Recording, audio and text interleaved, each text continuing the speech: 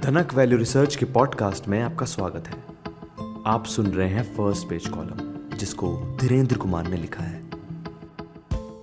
Mutual fund जो ढोंगी है। जब पैसे फंड्स को एक्टिव फैसले लेने की जरूरत पड़े तो समझ जाइए कुछ बहुत गलत है। भारतीय म्यूचुअल फंड इंडस्ट्री में एक अजीबोगरीब रीत चल पड़ी है जो पैसिव इन्वेस्टिंग के कॉन्सेप्ट को ही उलट देती है। फंड हाउस ने सेबी के रेगुलेटरी फ्रेमवर्क में एक मजे की खामी खोज ली है और उसका पूरे जोर शोर से फायदा उठा रहे हैं। सेबी ने समझदारी से एएमसी को हर एक कैटेगरी में केवल एक एक्टिवली मैनेज्ड फंड लॉन्च करने की सीमा तय कर दी है।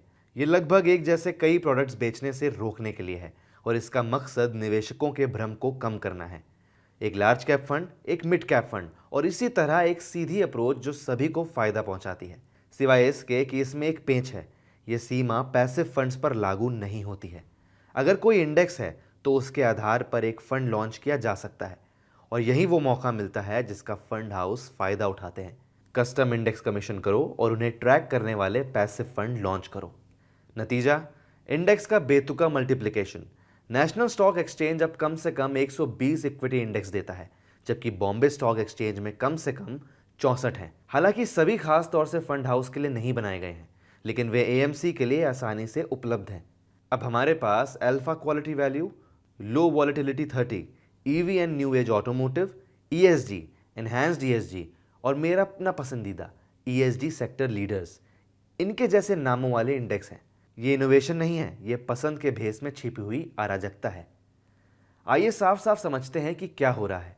ये कॉन्सेप्ट की भावना में असली पैसिव फंड नहीं है। सच्चा पैसिव निवेश सरलता की बात है। इसका काम है बेहतर प्रदर्शन करने की कोशिश किए बिना पूरा मार्केट रिटर्न को कैप्चर करना। जब आप निफ्टी इंडेक्स फंड या सेंसेक्स फंड में निवेश करते हैं तो आप मार्केट खरीदते हैं। इस पर कोई खास दाम नहीं लगाते हैं कि कौन सा सेगमेंट बेहतर प्रदर्शन करेगा। हालांकि इन नए ज़माने के पैसिव फंड्स के लिए निवेशकों से बहुत एक्टिव फैसले लेने की ज़रूरत होती है। क्या आपको बैंकिंग इंडेक्स फंड या हेल्थ केयर में निवेश करना चाहिए, ईएसजी इंडेक्स या मोमेंटम इंडेक्स में? अचानक आप ठीक उसी तरह के एलोकेशन के फैसले ले रहे हैं जिससे आप पहले म्यूचुअल फंड चुनकर बचने की कोशिश कर रहे थे। म्यूचुअल फंड में निवेश करने का पूरा मकसद इन फैसलों को पेशेवर लोगों के हवाले करना है। आप फंड मैनेजर को यह तय करने के लिए पैसे दे रहे हैं कि कौन से सेक्टर आकर्षक हैं, किन थीम में संभावना है और कौन से स्टॉक अच्छी वैल्यू वाले हैं। जब आप एक थीमैटिक पैसिव फंड चुनते हैं तो आप प्रभावी रूप से उस जिम्मेदारी को वापस अपने ऊपर ले रहे हैं, जबकि अभी भी पेशेवर मैनेजमेंट के लिए पैसे भर रहे हैं। ये याद रखने वाली बात है कि पैसिव इन्वेस्टिंग ने पहले पहल लोकप्रियता क्यों हासिल करी। रिसर्च से पता चलता है कि ज्यादातर एक्टिव प्रबंधक लंबी अवधि में व्यापक मार्केट इंडेक्स को मात देने में विफल रहते हैं।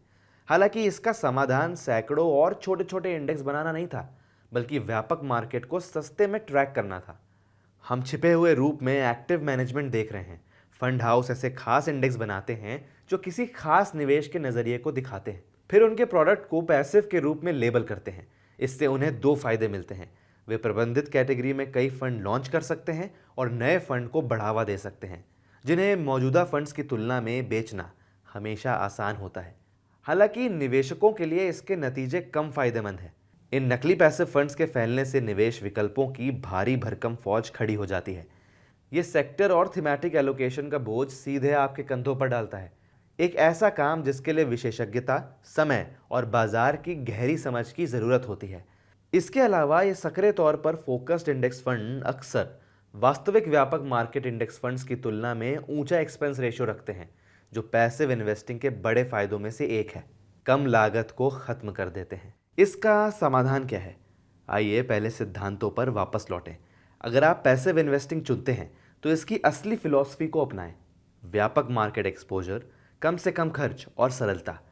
एक या दो व्यापक मार्केट इंडेक्स फंड्स को जोड़ना ज्यादातर निवेशकों को संक्रिय थीमैटिक फंड्स के कलेक्शन के मुकाबले में बेहतर रहेगा। अगर आप किसी खास सेक्टर या थीम में निवेश करना चाहते हैं तो सोचें कि क्या एक अच्छी तरह से मैनेज्ड डाइवर्स एक्टिव फंड उस मकसद को बेहतर ढंग से पूरा करता है। कम से कम तब आप स्पष्ट रूप से मार्केट की स्थितियों में बदलाव के अनुसार एलोकेशन को बदलने के लिए प्रबंधक की विशेषज्ञता के लिए पैसे दे रहे हैं। निवेश में जीवन के कई क्षेत्रों की तरह सरलता अक्सर जटिलता पर भारी पड़ती है। जब पैसिव इतना एक्टिव हो जाता है तो ये समझ पीछे हटने और ये सवाल करने का है कि हम असल में किस चीज़ के लिए पैसे दे रहे हैं।